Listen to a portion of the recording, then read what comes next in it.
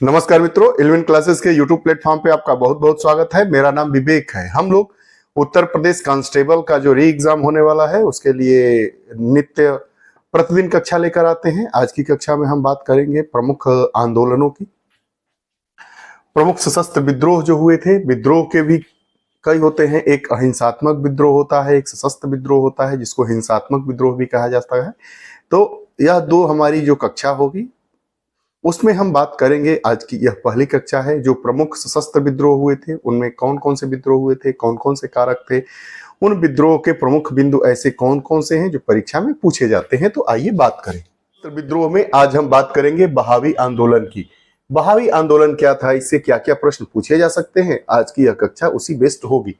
मूलतः अरब देश में मोहम्मद अवल ए वाहिब द्वारा 1703 से 1787 में यह प्रारंभ हुआ। यह आंदोलन धार्मिक आंदोलन था। बहावी आंदोलन कैसा आंदोलन था? एक धार्मिक आंदोलन था।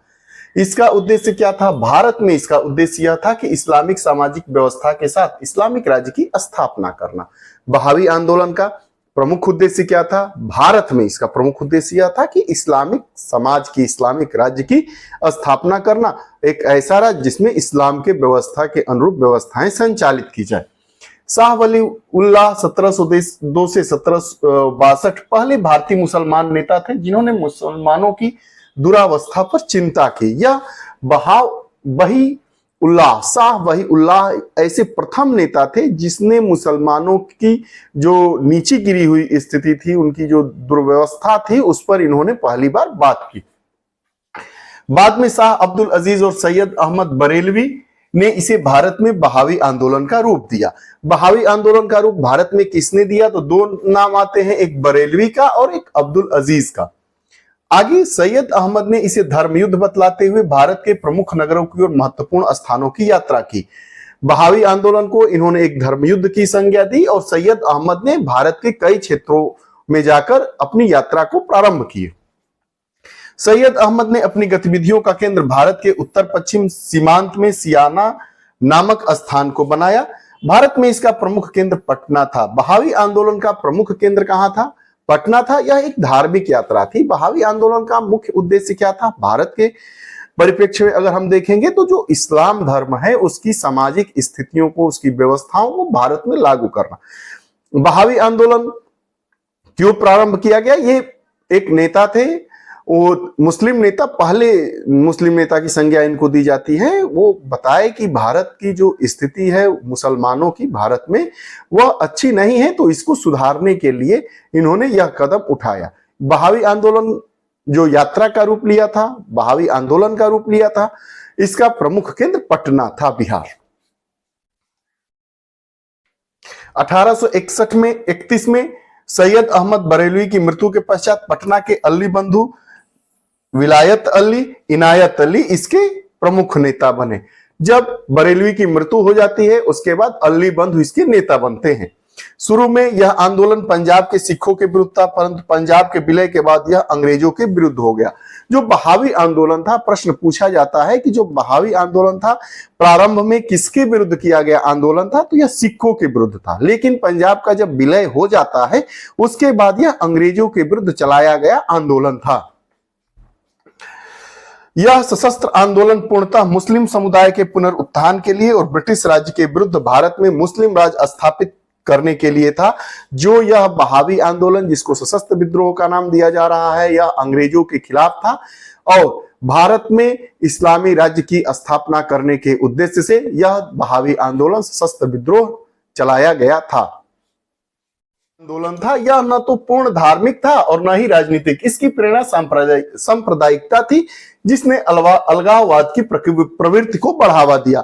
यह न तो धार्मिक ही था, न तो ये धार्मिक था, न राजनीतिक था। यह अलगाववादी आंदोलन था जिसने अलगाववाद को जन्म दिया। उसके बाद बात करते हैं संथाल विद्रोह की। 1855-56 में प्रारंभ हुआ था। जानते हैं इससे आने वाले महत्वपूर्ण तथ्य क्या क्या हो सकते हैं।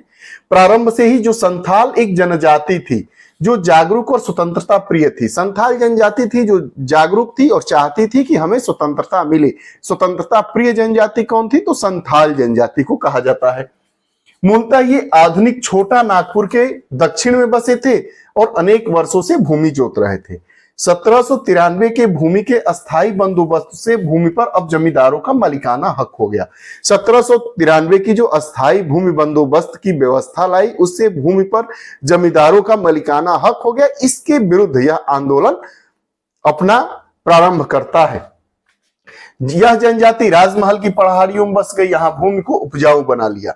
संथाल की इस भूमि पर जमींदारों के दावे, साहूकारों के भारी ब्याजों का संथालों पर दबाव एवं नील की खेती के कारण अंग्रेजों से टकराव बढ़ गया। अतः ये पुलिस दमन एवं अत्याचार का शिकार हो गए। अपनी खेती को दूसरे जगह विस्थापित कर गए। जहां गए वहां पर इन्होंने भूमि को उपजाऊ बनाया। उसके बाद नील की खेती का प्रेशर था, जमींदारों का प्रेशर था, अंग्रेजों का प्रेशर था, तो इसलिए इन्होंने इसके खिलाफ अपना मोर्चा उठाया। इन अत्याचारों ने भयंकर असंतोष का रूप ले लिया और 1855-56 में एक सशस्त्र विद्रोह के रूप में संथाल विद्रोह सामने आया। विद्रोह में भागलपुर, मानभूम, राजमहल की जनजातियों ने भाग लिया। राजमहल के भगनाडीही गांव के चुलू संथाल के 4 पुत्रों सिद्धू, कान्हू, चांद और भैरव ने इस विद्रोह का नेतृत्व किया। एक ही पिता के 4 पुत्र ने संथाल विद्रोह का नेतृत्व किया। वो कौन कौन से थे, नाम देखिए, सिद्धू, कान्हू, चांद और भैरव। आगे आता है, उनका नारा था जमींदार, महाजन, पुलिस और सरकारी कर्मचारियों का नारा। फुदकीपुर गांव पर आक्रमण कर इन्होंने कई अंग्रेजों को मार दिया। साहबगंज में भी अंग्रेजों की हत्या की गई। राजमहल के कलेक्टर को घेर लिया गया।